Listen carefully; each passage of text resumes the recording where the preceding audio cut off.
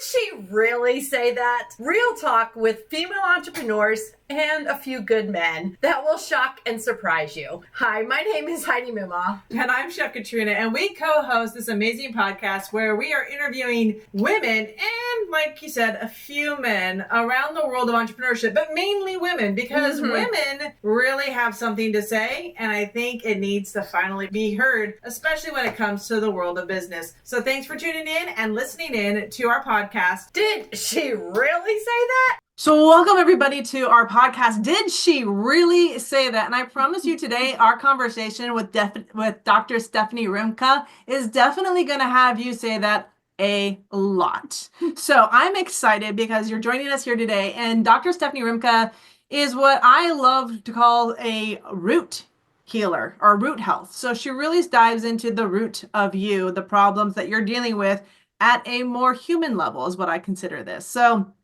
I'm excited to have you here. So if you can just introduce, oh wait, hold on. I should probably introduce myself. This is Chef Katrina, and I've got Heidi here with me. So say hello in case I do this all the time in this podcast, so we just flow with it. So Dr. Stephanie Rimka, do you want us to just call you Rimka? How would you like us to introduce you? I actually love that, Rimka. I like it.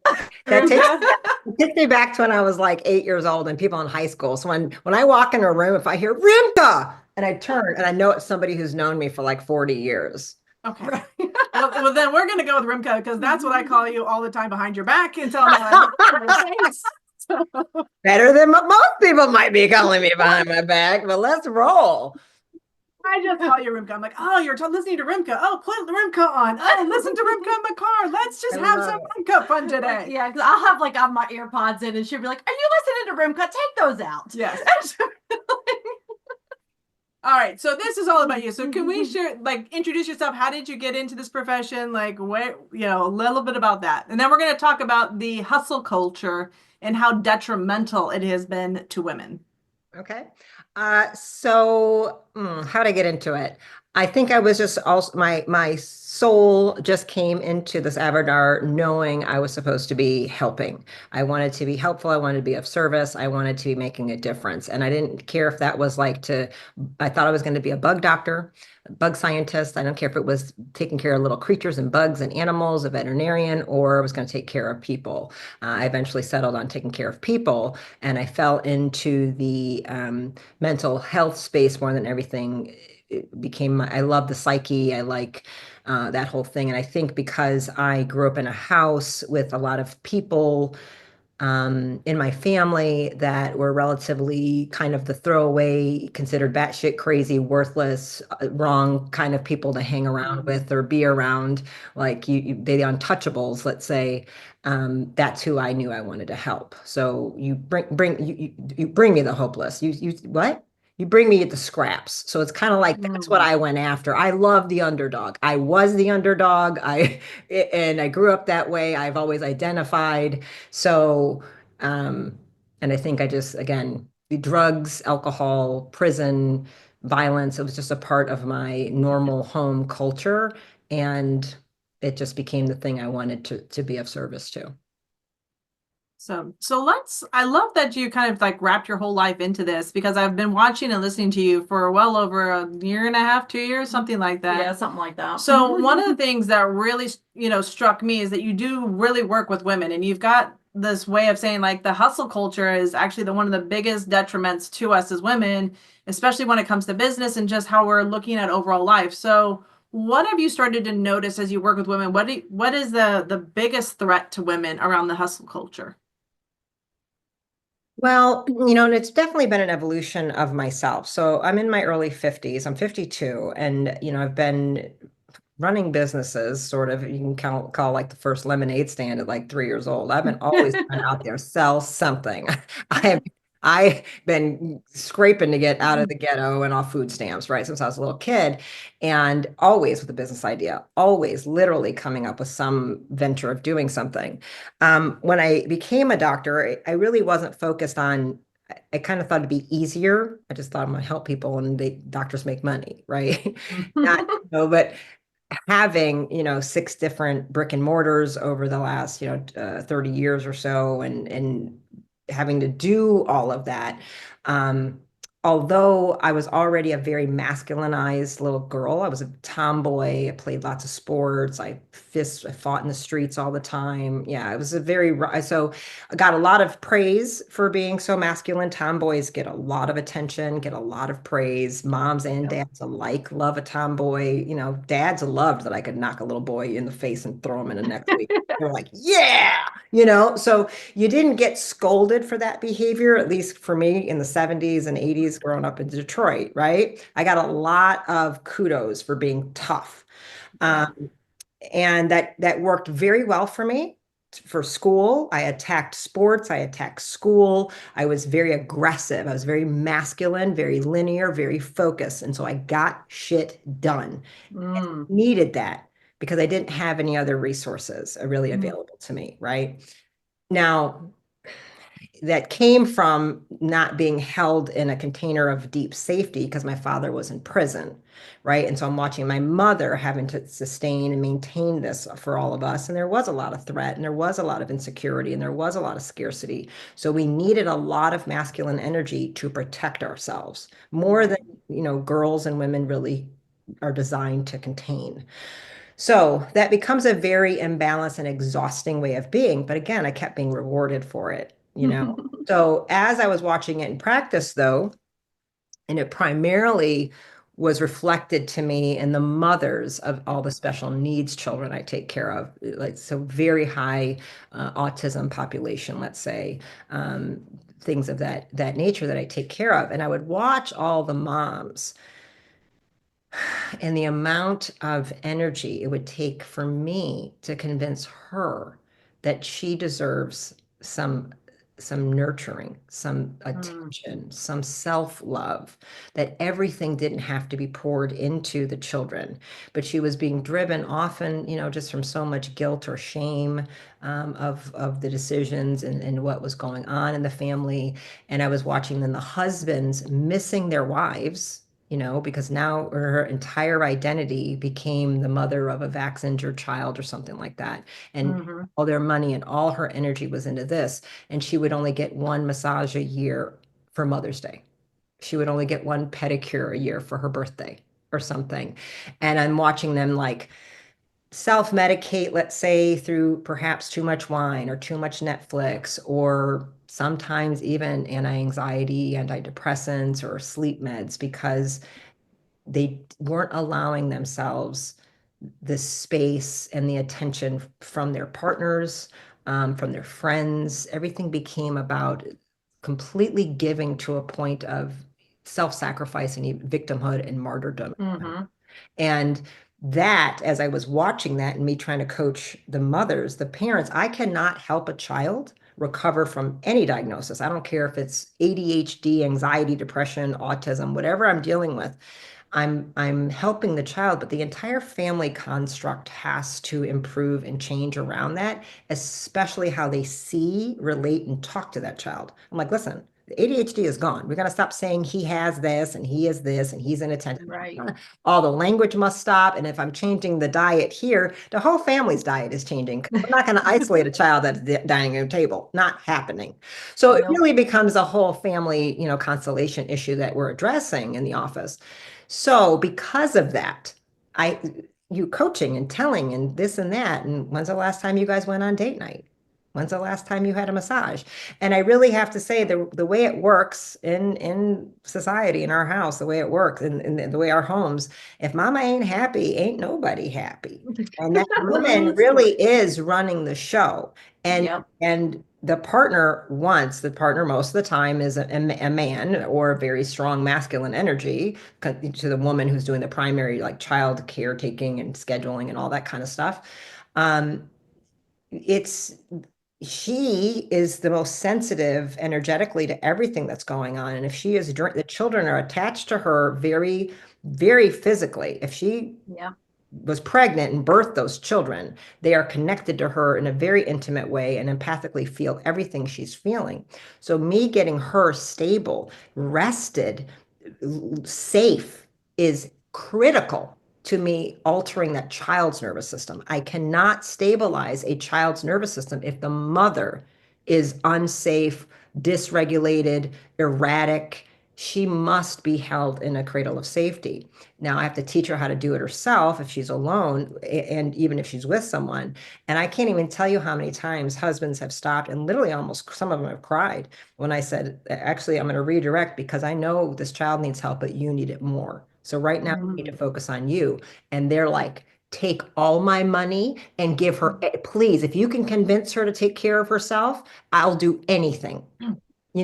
So it's really important that that happens. So I was watching it in them, right? And then I realized I'm a lot like that, you know? And so it was me saying what I was saying to them. I'm always talking to myself. And I'm like, oh man, when's the last time I did that? So I started nurturing myself more, nurturing myself. I'm like, I can never ask someone to do something I'm not willing to do myself. So it's taking me deeper and deeper into my own journey of self-love, self-care, and nurturing. And in the past several years, I've dived into my own femininity in ways I never thought I would. So I really very consciously in my mid 40s started really diving into softness and femininity and what it means, and how realize we've gotten a lot of things wrong and how I let myself get conned into buying into a story that society wants me to believe about who I have to be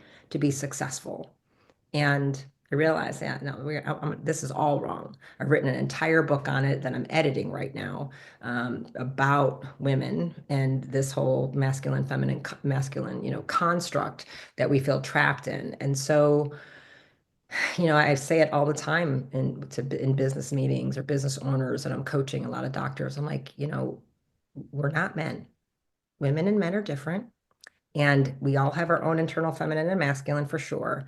And us trying to pretend and keep behaving like we are just, men with lipstick is a real problem.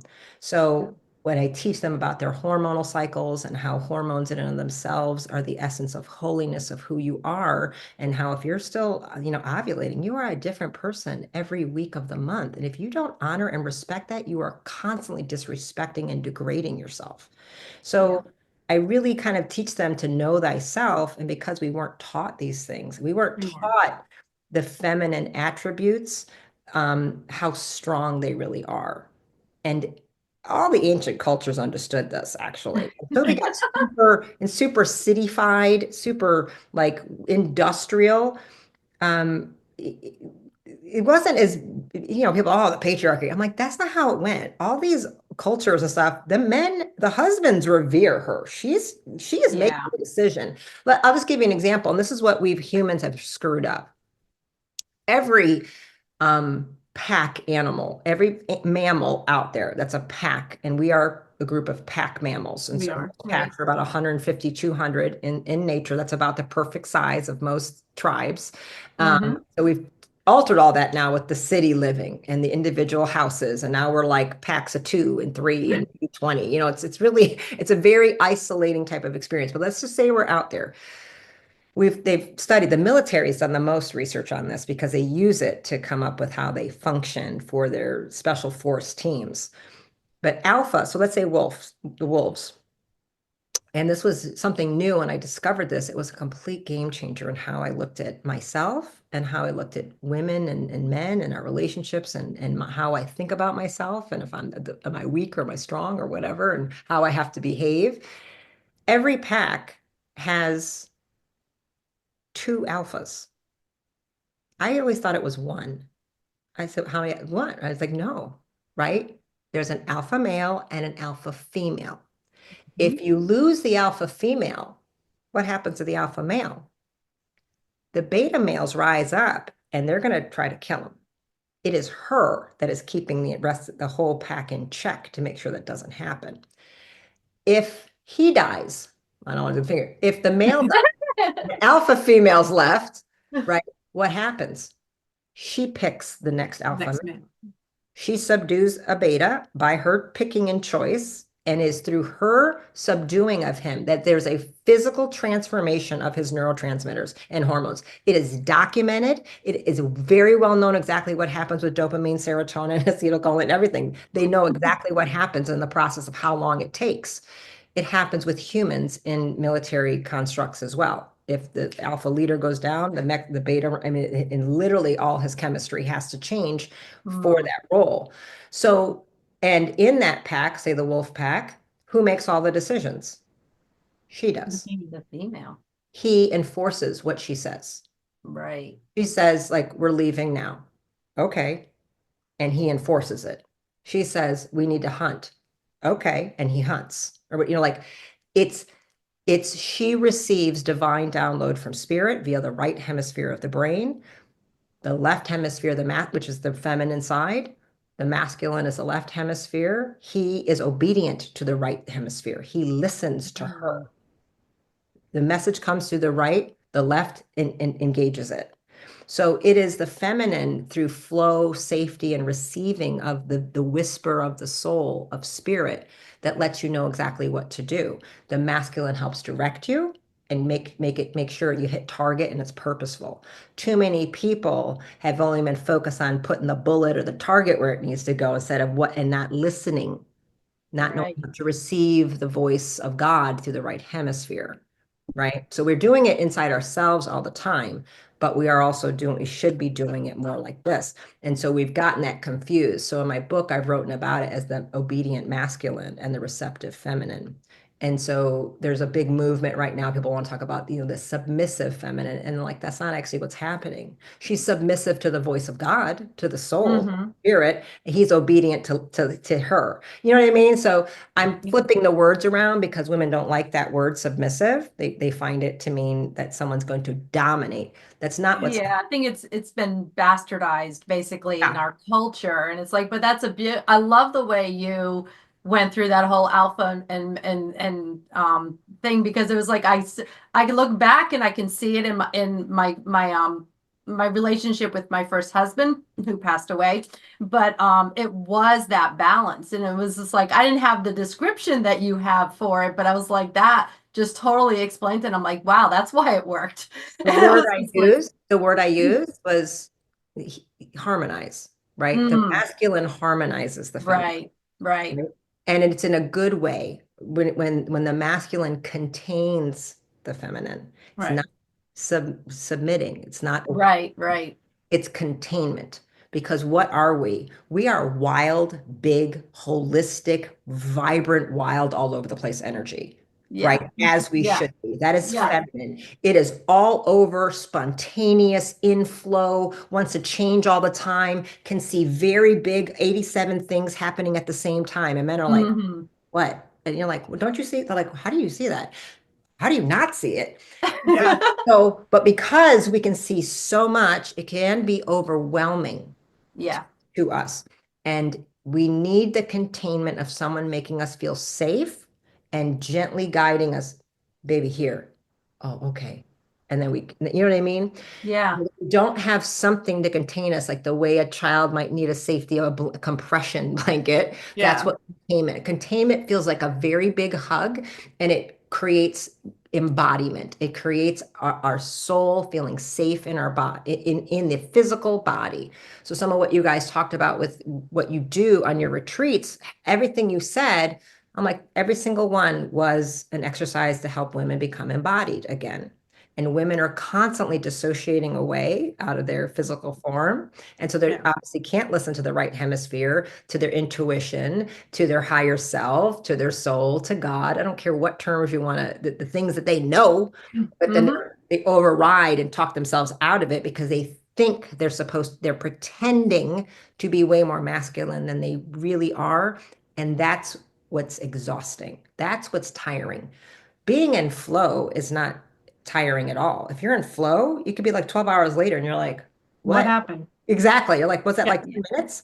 So yeah. you're Time elapses. time, and then literally time did not occur for you. Right, You don't even right. age. When you're in flow, it's like, I don't know, it felt like 15 minutes. Then you literally only age 15 minutes. It's very physical. Yeah. Flow state is a very special thing. But a woman, it's very hard to be there without allowing yourself to soften, receive, and be okay with finding a masculine energy to contain you. Yeah. And I think that's so important too about the soften and about the receiving, because so often women feel like we have to do it all, or it's always given, given, given, and we don't receive very Yeah. well. That's not even the natural state of the feminine. That's what's gotten perverted. I'm like, the masculine is the giver. That is the giver. We are the Yeah. receiver. That's like all we magnify. We receive something small and then we have the ability to make it amplification, magnification is what we can do. You give us one egg and add a sperm, I'll make a whole ass baby out of it. I don't need anything else from you. Right. Got it. Trillions of cells now. Bye. You know what I mean? We can Yeah. magnify everything. We make everything bigger. Our Mhm. emotions are bigger, our ideas are bigger, our energies, our arguments, our orgasms, everything Yep. we do is bigger and better than what a man can do. Period. Because we Yeah. amplify. That's what feminine Yeah. does. It just Well, makes something bigger and better than it is. Yeah. and that's always been something that I've seen too. So I'm a kind of a movie buff, and I love the creativity of movies. But I look at all the movies that are coming out in the shows, and it's the same thing repeated over and over again. And my always question is like, where's the creativity? And it feels, and that kind of like leans me back into where are the women being women showing up instead of trying to own that masculine model. And one of the things that has really come apparent for me is that we need women models to model. Like we need women in business to model the feminine energy of what that looks like. And until we find that, but there's so many women that are modeling the male energy of Yeah, different we've been things. conditioned, you know. I Yeah. mean, it's just the nature of um that's what Of what, that's yeah, yeah, we're that's supposed who our trainers have been, yeah, right? Like we walked into the business world, and the only one that could teach us how to build a business was the men. So they taught us what they knew, but it didn't right. actually serve us. Right. And they So think they're now, giving great advice because they want to help and support. So the Mhm. way they tell you to do something, I'm like, that's cute. You know, yes, I'm like, oh yeah, that's really great. And it worked really well for a while. And so I'll yep. I'll have these great conversations with some of these guys. I'm like, listen, that's really great, but I'm gonna explain something. You're not a mom, right? They're like, no. I'm like, right, you have a wife that does, yeah, okay, great. Let me explain something to you about what your wife is actually doing compared to what you're actually doing, right? Like it's not even the same. And that's okay to me. Like I think women need to hear it. So I will remind them when we do like a training and like somebody will say, I'm like, listen, that was great what he just said. Now let me talk to you about reality. Since he doesn't have a period, he didn't make the babies, he's not pumping breast milk, and he basically lives like in a hotel because his wife is doing all of that. So the fact that he can be on Zooms for 15 hours a day and he can blah, blah, blah, because he's got this flat 24-hour testosterone cycle. Right. Yippity dippity. So the feminine hates a calendar. Like we aren't supposed to schedule anything. So like just the nature of 9 to 5 jobs is destructive to the feminine force, Mm. right? That is not how any of us should function. So one of the biggest things I did in my business, like I have to have something structured and something Right. scheduled. Other things are entire one whole aspect of one of my about 6 or 7 different businesses that I tell them. I have about 4,000 business owners with me, and I go, let me be real clear. I will train you on these. This is what you're going to learn in the next 3 months. But I will never schedule or tell you when I'm going to do it. I'm going to pop up whenever I feel like it because that is honoring my feminine flow. And if you can be on it, that's great. And if you can't, it'll be in a recording for you. And you can Mhm. honor it when you can handle listening to it. Because what matters is I'm in the best optimal state when I'm ready to teach you. And at this point in my life, in my 50s, I don't have to do anything I don't want to do. I don't need it. I do it because I love it. And I'm not gonna be stressed out teaching you about personal development, values, or mindset or visualization when I don't want to do it. So that is very radically honoring my feminine. Now, in the doctor role, I got to be a little bit more masculine. I do have to have appointments. We do have to do it, but I only do that 3 days a week. I'm like, Yeah. I'm not Yeah. doing that anymore. It's the balance of the two, because it's like you can't be 100% feminine Right. but it's the balance of the two, because we all have feminine and masculine in us. Right. And And there's it's going to be times where it's very different. When I yeah. was home breastfeeding my son for 3 years, I didn't work for 6 years. I was extremely feminine. I didn't have to do all kinds of things that I wasn't running a business. Yeah. Mm-hmm. I dressed differently, I talked differently, my tone was different. Yeah. But I just fell into it and I embraced it. What you find is people will fight these natural flows as if Yeah. the identity of who they were at one time they want to, stay with too much. But I will say, like, listen, I own businesses. I do it. It's hard. And this is not to me, like I'm trying to be really clear. Like my sister is 8 years older than me, is very different than me. All she wanted was to like be married, stay home, raise kids. Like wanted to be a housewife. Yeah, just white picket fence. And for her, for what we saw and the severe lack and things like she just wanted safety, stability, husband. Like what matters more, she watched daddy be hauled off to jail. I was an infant. I didn't have to see that ripped out moment that she went through at 7, right? So she wanted that. I was 8 years younger and I saw something different in the house. Mhm. Right. I wanted, I'm gonna go get money. Mhm. Hmm. Like I'm gonna save the family with money. So this doesn't mean Different. totally different. My sister sews and crochets and quilts and makes clothing and gardens and has 15 chickens and just cans, literally does stuff that I have no desire to do. You know what I mean? So much doesn't mean she's not weak. She has a very strong sense of who she is. Hmm. And her quietness, though, has a strong strength to it. Mm. It's Hmm. very different. I carry a very strong bravado masculine that I needed to do. I don't regret that.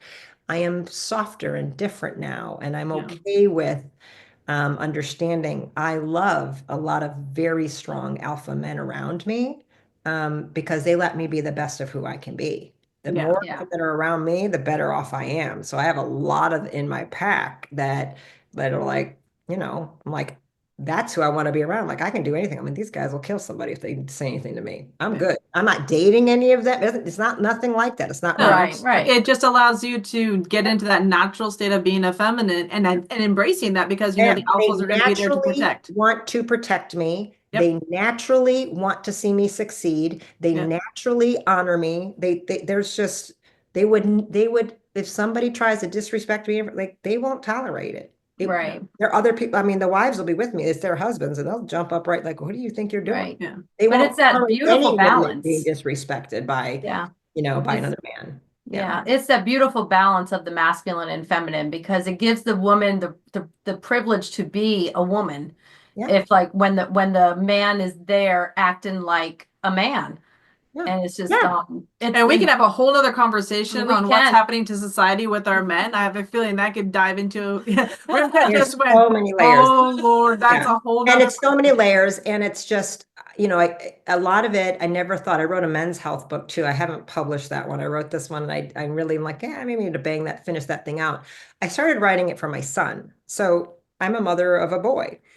And it was right here in this house. I remember about 9 and a half when we were doing something. And it just was this moment. I went, and I'm sure his face was like, what? I'm like, oh, I realized I could see in the future. I went, you're going to be a man. Like, like it's not my little baby boy. Like he was only 9. He was still little, but I was like, oh shit, 17 is coming. 30 is coming. Mm, Oh, no, no, no, no, no. Wait a minute. You're going to be a man. Let me Mm. explain a few things to you about what is expected of you. Right. And so I had to say it in such a way. He was having nightmares about someone breaking in the house. And Mm. like with guns and trying to take him and hurt me. So he wasn't taking his clothes off and putting on pajamas and taking the shoes off. So it was very confusing for me. What are you doing? Take your shoes. Like, and he took him like 2 months to finally tell me what was happening. And I was like, what? And it was just from some Guinness Book of World. He saw these Somalian war people from a Guinness Book of World Records at the library, right? Like it wasn't, I'm like, what?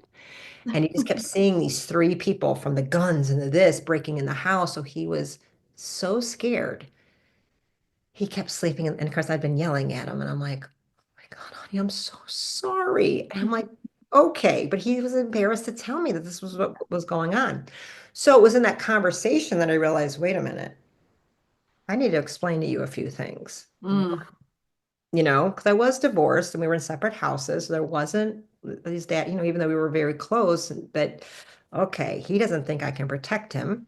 mm, And so my mentor, who was a man, kind of was on me and he was like, Stephanie, you've let yourself go too far now. Like you're mm, so feminine to the point why don't you let him know who you really are? And I was mm, like, Barry, I don't want him to know about what was like growing up in the streets for me. And like, he doesn't need to know I was carrying a gun at 12. Like, this is not, I don't want that life for him. I don't need him to know about all that. And he's like, yeah, but now look what's happened. Because mm, now he's got so much internal anxiety because he knows it's an unsafe world and you're not being honest about that with him as if there's no bad people. And mm. like you need to show him who you really are. He used to call me the ogre, like inside what I could really do. And I went, and it really was a tough call for me because I was trying to overprotect my son from darkness, right? Let's say, but he Yeah. was damn well seeing it. And so now it was coming out unconsciously. So I had to have that conversation of, let me explain something to you about who I am and who your grandfather is. And I didn't let him because he didn't know like his grandfather was in prison. I kept that a secret still. Like his dad, he didn't know why. Like, so why do I get letters? But so grandpa's alive, but I can't visit him yet. Yeah. I was like, I'm not really sure what to do with this right now. I grew up like this, but I don't want him to, right? But I let him know I'm the adult. I'm bigger and stronger than you. And make no mistake, someone walks in this house, I will kill them with a fierceness so fast, your eyes will spin in the back of your head. So I explained to him, I said, by the time I was 7, my dad taught me 37 ways to kill a man and crush a trachea. Like you have no idea. I can break more bones than you can imagine. I know you've never seen mommy act like that, but I will kill them and I will have done nothing wrong. I will never let somebody hurt you. And so the way I said it, and his whole body changed. And I said, but let me make it clear. One day you will be bigger and stronger than me. Just like I'm bigger and stronger than grandma now, and I take care and protect her. I buy her cars, I pay her bills. She goes, uh-huh. Make no mistake, I stay like this because if we were in a fire, I can throw grandma over my shoulder, put you under one arm, and get out of this house. That's why I stay healthy. That's why I stay strong. And you need to do the same thing because there's going to come a point you're going to be stronger than me. And you better be able to throw me over your shoulder and get me out of a burning house. You understand Mm. me? And he was like, yeah. And then he was like, so can you teach me some of that stuff your dad said? Yeah. And we went into my garage and he put up we boxed. I'm like, I'm gonna teach you how to fight. And then he started and that's when I realized he needs to learn to fight. He needs to learn to get punched in the face. So I signed him up for boxing 4 days a week and he loved it. And I'm like, yeah, you're gonna have to learn how to do some things as a man, honey, because this weak little whiny stuff, that only works for real pretty blonde girls. It's not gonna work for a man. I said, Well, you I being think helpless is not going to work. I said, I need you to be the kind of man who can see someone hurting and you better jump up because you're strong enough and fit enough that you can intervene. Yeah. That's what I expect of you. And I said it at 9 years old. Well, and I So, think that's ideal because here's the thing, like our men need to be pushed. Like you're talking that physical change that happens yeah, when they're given a responsibility, a protective role, they physiologically change. This is why throughout a lot of our ancient cultures, the young men were sent off yeah, at 9, 10 years old to go fight in the woods because it triggered the that chemical reaction that they needed to do to become that thing. yeah, Just yeah, as women, we need that softness to be able to run. But when you're talking about how, like, I would fight for you, I will protect you, that's the mama wolf coming out, right? right. Mama Because wolf, that's what you need to do to a yeah, point. But I said, and there's going to be a time it's going to change. The yeah. tables will So, Yeah. turn. And I remember the moment in the gym with them. So we would lift weights all the time. And I think he was 16. I think he was already 16, not 50, maybe 16 and a half. And we were lifting and he could outlift me. And he kind of looked, he's like, Mom, you oh. can do more than that. And I was like, I can't. And I said, well, this might be the day. You might have just done it. I said, I told you were gonna get stronger than me. And I'm like, baby, I'm 49. I was like, I can't do it. He said, come on, you can do, you're stronger than that. But it actually scared him, which I understand it. He Mm, suddenly saw, oh shit, she's not invincible. Yeah, no, mm. I'm not, honey. Like my shoulder hurts. I can't get it off, get it off, get it off, And he was like, you can't do more than that. I'm like, bro, like, you know what I mean? I'm like, look at you. You're like jacked now. I'm like, honey, I think we might hit the point. I think you might be able to beat me now. You know what I Yeah. mean? And that's a Yeah. hard thing for the kids to see when they're like, well, I'm not ready to be that. So don't worry about it though. You're stronger than me, but I'll pay your bills and you don't need to know how to live life yet. You know what I mean? It's hard. Yeah. My mom is turning 80. It was hard for me. My mom is like 70 something, when I realized she's kind of like an old lady. Mm, And it's freaking me out a little bit because yeah. I still picture Yeah. her like 45, like a strong badass. I'm like, Yeah. why are you walking so slow? Hurry up. And she's like, "Me?" I'm like, oh, right. Grandma is getting old. You The know, transition, scary. yeah. Yeah, it's scary. So Yeah. it's just like it's scary for your kids, a teenager, to realize uh-oh, I'm going to be an adult and they're Mm, not going to, oh, like it's aging. And so anyway, just give you an idea. That was kind of when I realized a boy, I was raising a man. It made me start looking at men differently. mm, And Mm. it didn't have a negative way, but I suddenly was hearing conversations that women would say and suddenly saying, you better watch your mouth. Because I would hear them. You know how men are about, no, actually, I don't know because my son is going to be one. So you better watch your mouth. I Hmm. would get to the point where I'm offended. I'm like, I'm just the mother of a boy. I can't imagine if you talk to men in your life like this. yeah. Right. Like, it's offensive.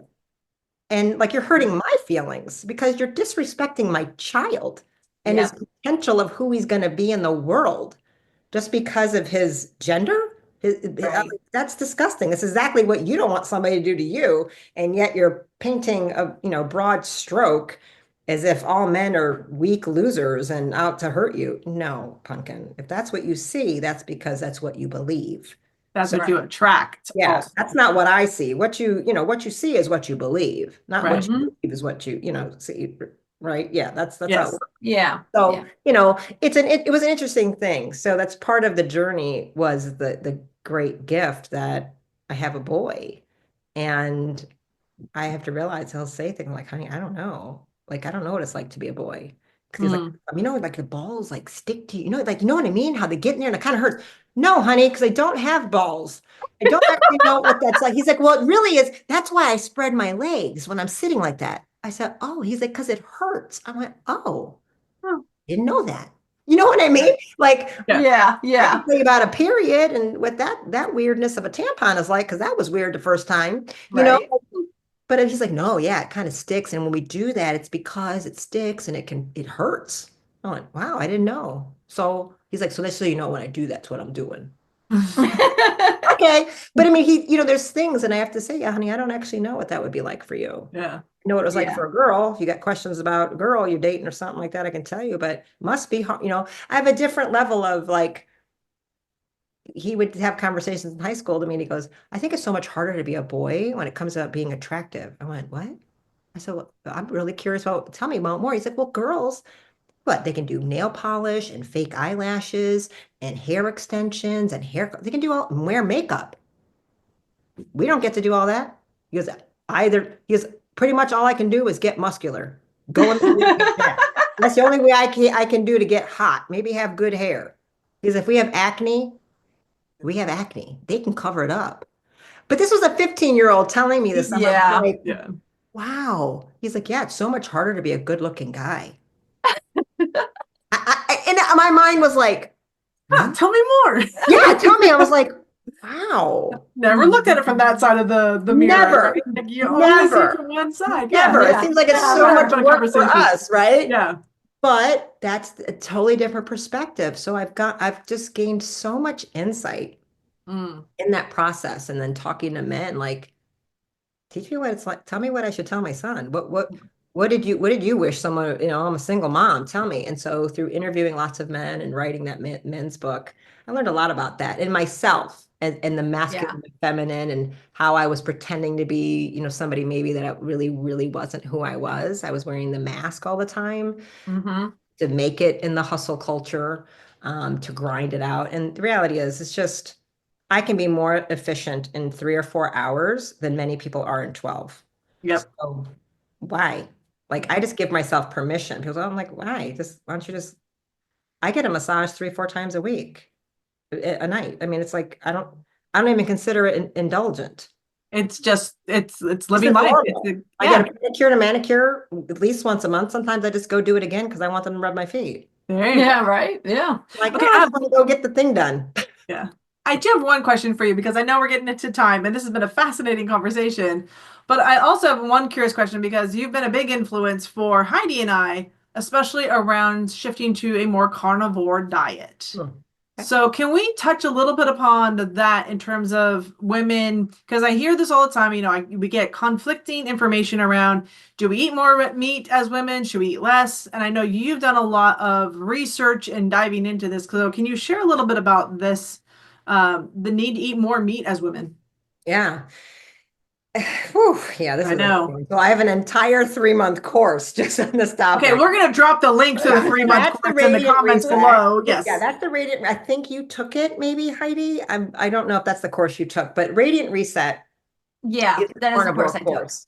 Yeah, so it has a tremendous amount of, I've been a carnivore for 8 years, I think now. And I was a vegan for 12. All right. So I've been through the gamut of it. But the reality is when I start studying nature and natural rhythms, we go back to the tribes, 150 to 200. You look at the real life tribes that are left in the world that have not been citified, right? Right. Didn't get educated in a college, are not living in apartments and houses, and there's no asphalt and cars and cell phones. Like, they don't know how depressed they're supposed to be because they don't have a phone to tell them the world is catastrophizing. They These don't need to take their picture everywhere they go to just correct, justify what right? they've had in their life. Yeah, Yes. these Yeah. cultures don't have words for depression. Almost all of there's no such thing. They don't have words for anxiety. They don't have words for menopause, by the way, either, because that shit doesn't exist the same way at all either. So all of those cultures are all animal based. And so a hyper carnivore is considered any mammal that eats a diet of 70% or more animal based food. So they're all hyper carnivores because there Right. isn't any culture that isn't eating that level or higher. There's many, the Inuits and Siberians and other things that are 100% carnivore. They don't eat any plants really. They just, if they find some, it's medicinal. They'll make teas and medicines out of them. That's it. So at the end of the day, I look at humans in nature in the wild and women are radically healthy. And protein is so the human body is protein and minerals and fat. That's all it is. So in the diet, there's only essential fatty acids, which is fat. There's essential things. Essential means you must eat it, you cannot make it. And there's essential amino acids, which are proteins. There are no essential carbohydrates. You don't need to eat a single carbohydrate in the world and you will be perfectly healthy. All of this is protein. The bone is minerals and protein. Bone is minerals. So Right. more women die of osteoporosis every year than they do of cancer, but people don't want to talk about that. So the number one killer of women is still cardiovascular disease. And does that get so entrenched is from lack of muscle and high insulin, which is coming from too much high blood sugar all the time. So protein, Wait, I just want to reiterate. So osteoporosis is the number one killer of women. no. Um, so cardiovascular disease, and if So I say cardiovascular. I apologize, osteoporosis kills more women than cancer. But Okay. yet you hear about breast cancer everywhere as if it's out to get you Right. next Tuesday. I'm like, more women die of osteoporosis than breast cancer, right? They're like, no. I'm like, yeah, it's really sad Mm. you don't know that, right? So eating red meat is not dangerous in any way. It is the primary food that is pretty much 99% of my diet is red meat, and it has been for like 8 years. I don't even eat fish because I don't like it. I eat what I like, and it's steak. So the science is overwhelmingly clear. You want strong bones, eat meat. It's complete protein, and women need to be eating at least 100 grams a day. If you aren't, you will be wasting away bone tissue and you will be wasting away muscle tissue all the time, every single day. And that's what's going to keep happening until after kind of that big hormonal peak and spike about 25 to 30, where the testosterone and growth hormone, everything's really rocking, and then things start to change. A lot of that is because of just lifestyle and behavior. We start being more sedentary. We get more money. We hire people to clean our house. We hire people to do our lawn, and we only work out at the gym and our Orange Fitness Theory or stupid Peloton dumb bike thing or whatever that people do, the dumbest exercise on earth. Some mirror that talks to you now. Oh my God. I hate it. It's the worst. The dumbest. I don't do any cardio. So cardio, dumbest thing. When I heard you talk about not doing cardio, I was like, yes. So stupid. You know what cardio you should do? Stretching. Super vigorous sex and lots of orgasms. Yes. You heard it here. She really did say that. Yeah. I mean, you're going to burn more calories coming than doing anything else. And isn't it great? We can just do it on and on and on and endless for hours. I mean, only women can do that. Men cannot. The feminine is about receiving, literally receiving. That's your job. Pleasure.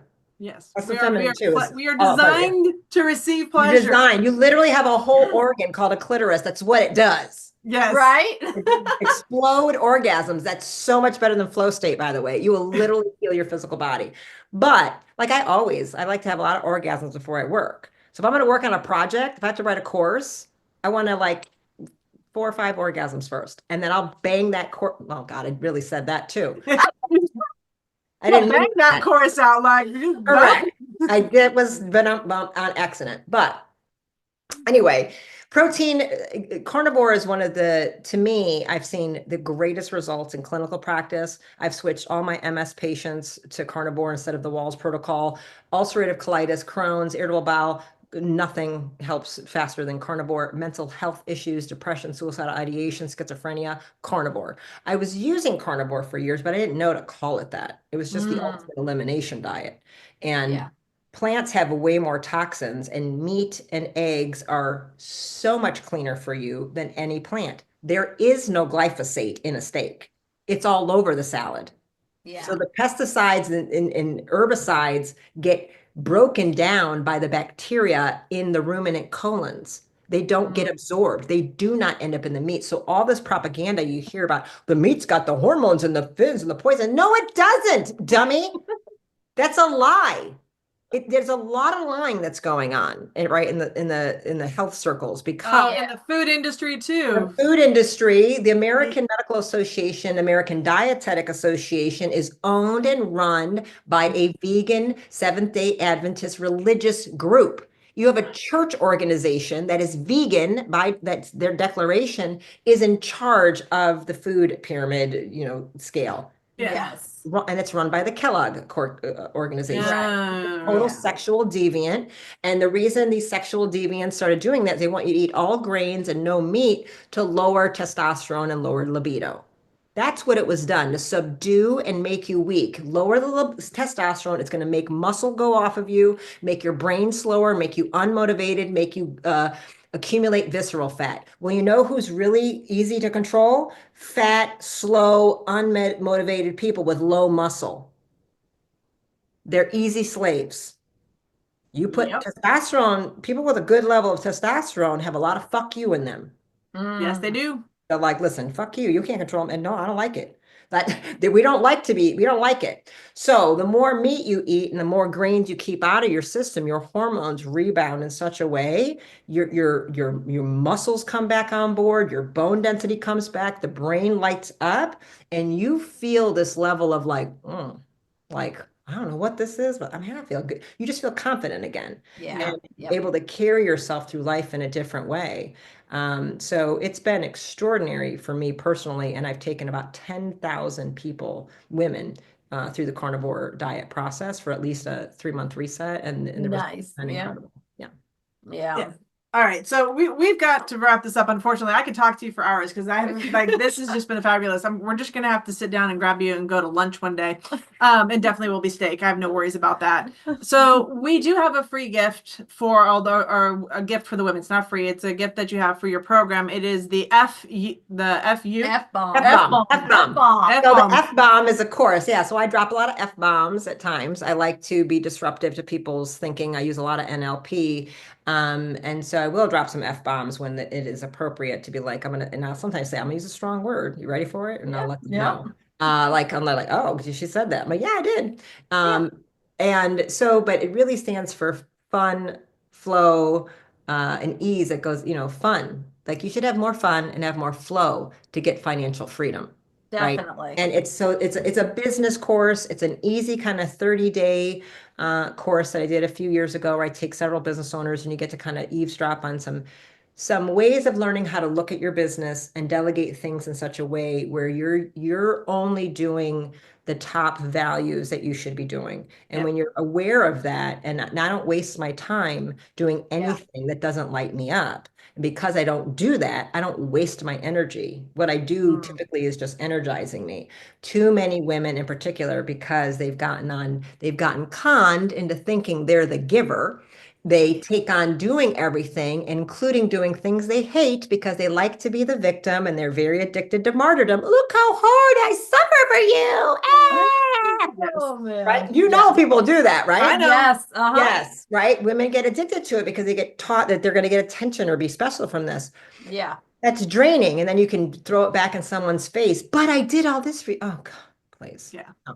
So I kind of go Now through you're a that. bitch. And you watch these aha moments that people have. So it's a very short and easy course, but you can have some very quick changes. And if it changes the structure of how you're doing things, it'll be a game changer. And it came out of a few years ago when I really finally understood how to create the structure and how to delegate better. That I was wasting my time. If you aren't doing the amount of time in the right places, you really don't own a business. You're just a glorified VA for yourself, Right. And so now, and I've just taken it even further. I would like to do like a second kind of a big upgrade because I have a lot more I could add to it. But it's a really great starting point, whether you have a brick and mortar or you run like a home-based business, or some combination of that. Like I've never had anybody who took it who said, okay, I just pretty much you can triple your income easily within 3 months.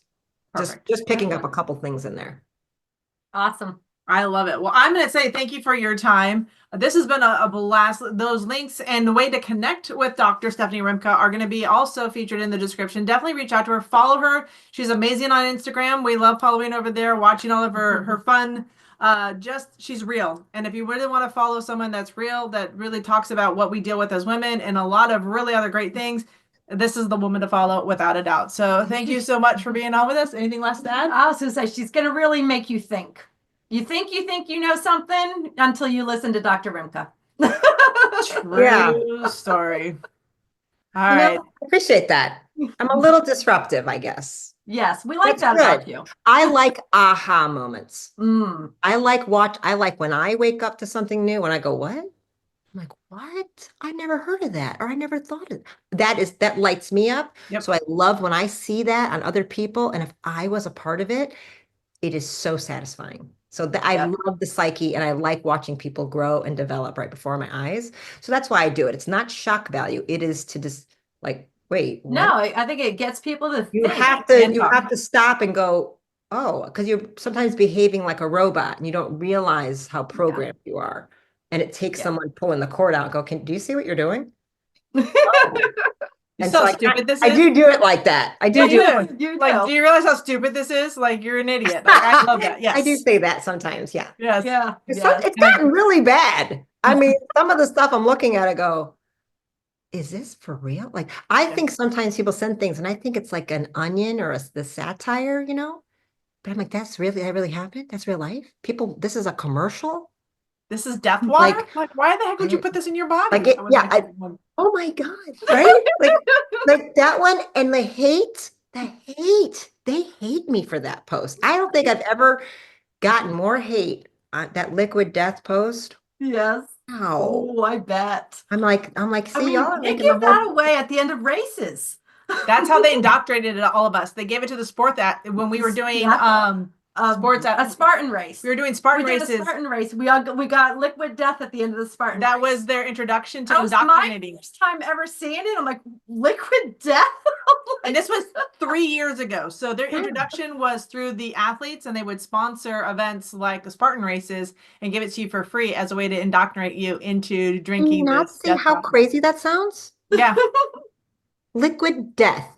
Yeah. Spartan race that's designed about being strong and overcoming. Yeah. Yeah. I stopped Yeah. doing those. Trust Yeah. me. Yeah. Yeah. Okay, let's say goodbye. Anyway, yeah, it seems real common sense to me, but I got lots of death threats on that one. I mean, I've never, my staff came and they go, don't read the comments. I go, they go like, you need to stay out of it, but we're going to let it roll because they are just helping your algorithm, but it's insane. They go, really, don't read it because you don't need to see what's happening over there. I was like, is it that bad? And I was like, ooh, I'm going to put it in. I said, they're really mad. Like, wow. Yeah. Mm-hmm. All right, we're wrapping up. Ladies, Okay. those who are watching, just definitely stick around. Listen to this again. You're getting nuggets out of this. And really, it was a great to have you on our podcast. My pleasure, guys. Thank you for listening or watching this episode of Did She Really Say That? If you enjoyed this episode, press that subscribe button and give us a 5-star rating. And to learn more about the Create Her Business Rewired, we're pioneering the female business model for genuine success and harmony. This is for self, family, wealth, and philanthropy. Because we know you're not just building a bigger business, you're building a sustainable, self-aligned impact. Details will be down below in the description to learn more about Create Her Business Rewired.